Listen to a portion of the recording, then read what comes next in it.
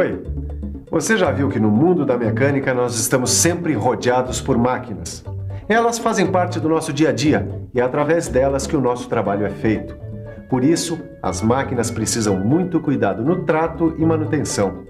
Para algumas delas, de tão antigas, nem há mais peças para manutenção e é necessário fazer adaptações.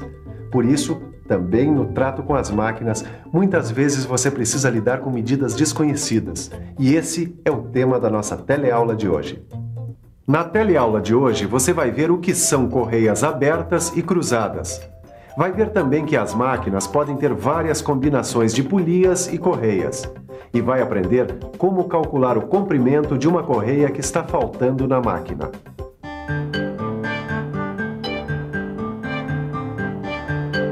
Oi, eu sou o Silvio e estou trabalhando nessa empresa especializada em reforma de máquinas. Esse daqui é o Tito. Ele é novato, mas é muito esperto. Oi. Agora você em casa preste atenção, porque a nossa teleaula está apenas começando. Esse trabalho de reformar máquinas não é fácil não. As pessoas que mantêm esse tipo de negócio têm que ter muito conhecimento e, acima de tudo, muita criatividade para resolver os problemas que aparecem. Na maioria dos casos, as máquinas apresentam falta de peças, não tem desenhos e nem esquemas. Algumas já vêm com parte de seu conjunto mecânico tão gasto que é preciso trocar inteiro. Tem outras máquinas mais antigas, como essa daqui, por exemplo, que quando alguma peça original quebra, como você sabe, não é fácil encontrar outra igual no mercado. Aí tem que se fazer adaptações. E a tarefa do mecânico é justamente fazer as adaptações dessas peças e dispositivos, ou seja, modernizar a máquina para que ela possa ser usada com mais eficiência. Por favor, que tipo de máquina é essa? Esta é uma plana de mesa. E as peças são todas originais? A maioria das peças é original. De quando é essa máquina? De 1952. E funciona bem? Perfeitamente bem. Obrigado, hein? Como você pode ver, no ramo da mecânica, máquina antiga não significa máquina fora de uso. Tito, eu queria mesmo falar com você. Pois pode falar. Ainda ontem chegaram umas máquinas aí, e de modo geral elas estão em bom estado, a não ser pelas correias que faltam. E a gente vai ter que colocar essas correias. Então o que eu quero de você é ver se você pode calcular o comprimento dessas correias. Você já trabalhou com isso? Acho que sim, né? Por qual máquina a gente começa? Vem comigo que eu vou te mostrar. Você pode começar por essa máquina aqui, Titão. Ela tem um conjunto de duas polias iguais, essa e essa aqui atrás do motor, que devem ser ligadas por meio de uma correia aberta, tá? Certo. A primeira coisa que você deve fazer é medir o diâmetro das polias, essa e a outra, e a distância entre os centros dos eixos. E depois, com essa medida, fazer um desenho. Tudo bem, acho que eu consigo. Nas máquinas, você pode ter várias combinações de polias e correias. Assim, é possível combinar polias de diâmetros iguais, movidas por correias abertas e correias cruzadas.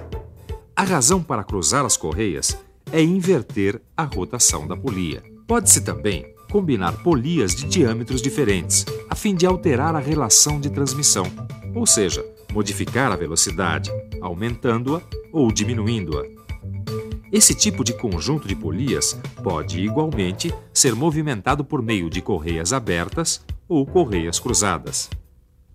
Depois que você mediu o diâmetro das polias e a distância entre os centros dos eixos da máquina que está faltando as correias, faça um desenho como esse utilizando as medidas. Agora, analise o desenho.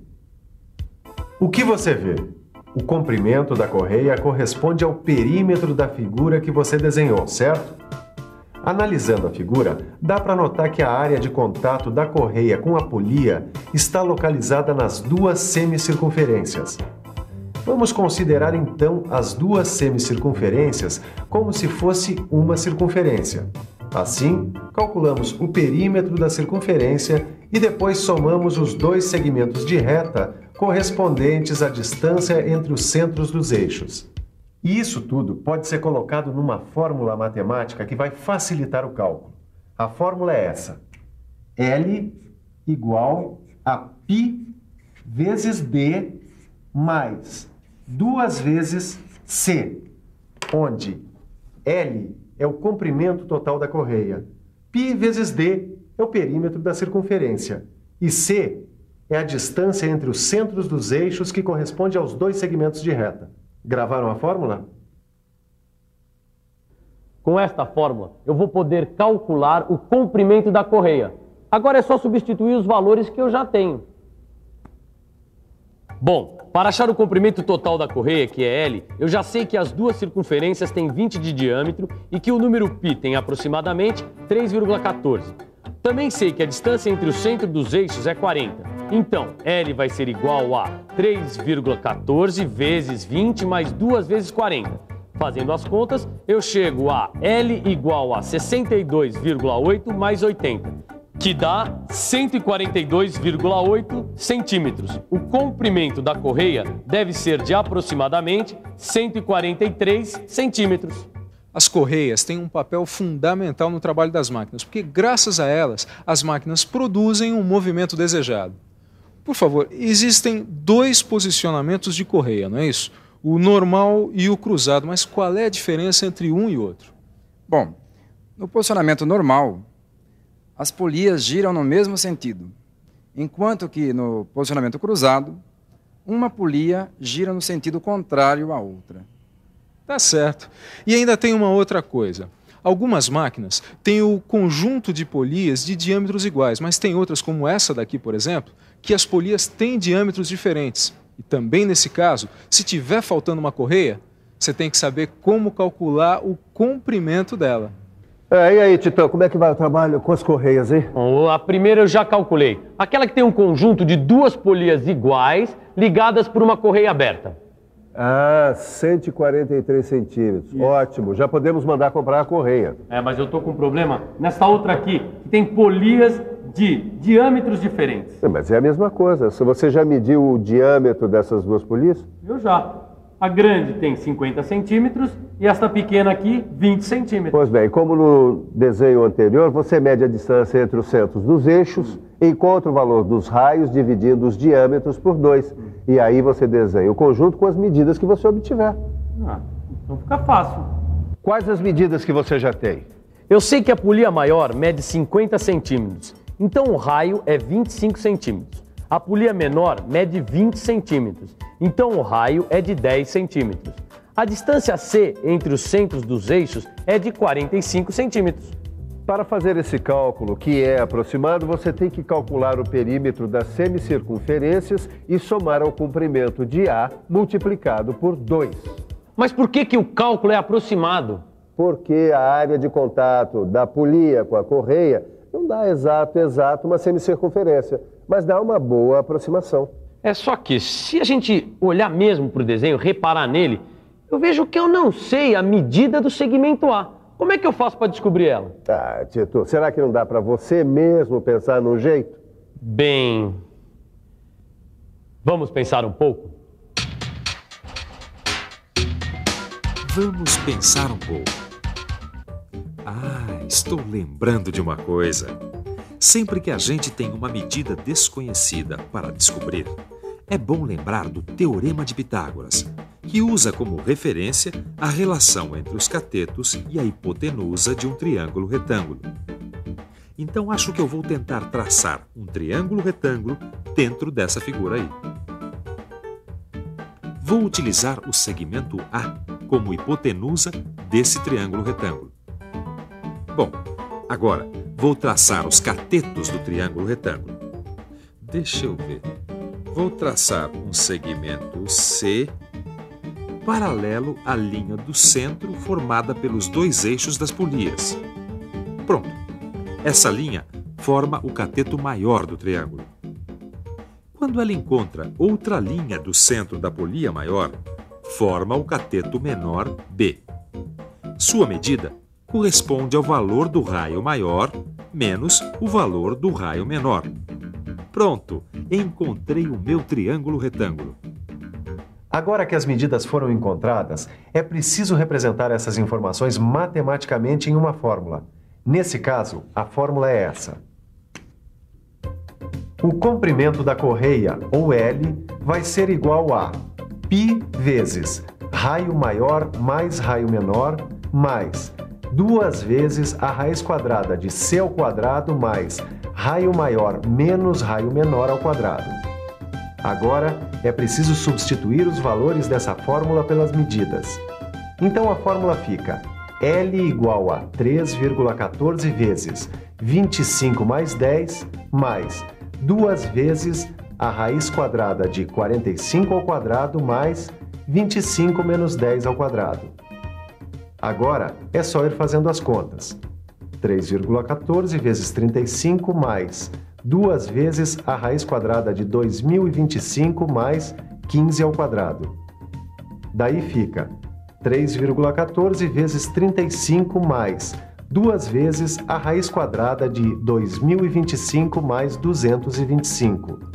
E então, 3,14 vezes 35 mais 2 vezes a raiz quadrada de 2250. A raiz quadrada de 2250 é só verificar na calculadora. Dá aproximadamente 47,43. Agora já estamos chegando. 3,14 vezes 35 dá 109,9. E 2 vezes 47,43 dá 94,86. Somando esses dois temos L igual a 204,76 centímetros. 204,76 centímetros. A correia para essa máquina deve ter aproximadamente 204,76 centímetros. É isso mesmo. Não é tão difícil assim calcular o comprimento da correia para uma máquina. Sabendo a fórmula, fica bem mais fácil. Mas nos dois casos que a gente analisou, o sistema era de correias abertas. E quando as correias forem cruzadas? Bom, as correias cruzadas são menos utilizadas atualmente porque o atrito gerado no sistema provoca o desgaste muito rápido da correia. Mas se você precisar calcular, é só seguir a fórmula direitinho. Para calcular o comprimento das correias cruzadas, você só precisa utilizar as fórmulas adequadas. Essas fórmulas e outros exercícios você vai encontrar no seu livro de cálculo técnico. E depois de aprender tantos cálculos, que tal uma revisão, hein? E atenção, se liga aí que é a hora da revisão. Na teleaula de hoje, você viu que no ramo da mecânica, as máquinas fazem parte do dia a dia e precisam estar sempre em boas condições. E que muitas vezes é necessário repor peças danificadas ou trocar as correias.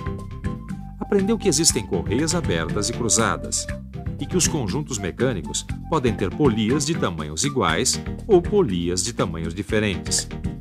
E aprendeu também como se calcula o comprimento das correias que estão faltando em uma máquina reformada que tenha polias de diâmetros iguais ou diferentes.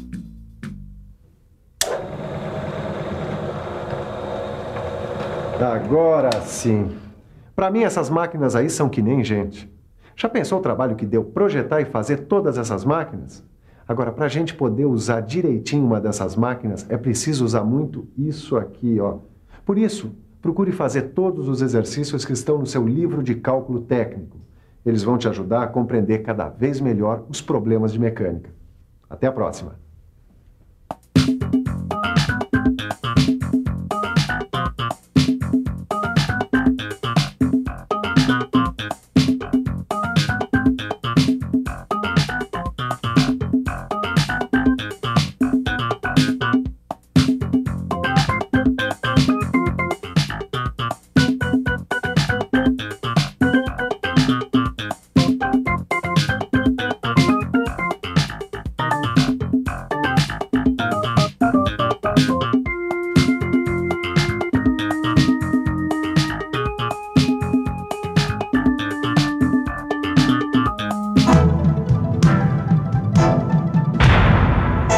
Telecurso 2000, um programa de educação do Sistema Fiesp e da Fundação Roberto Marinho.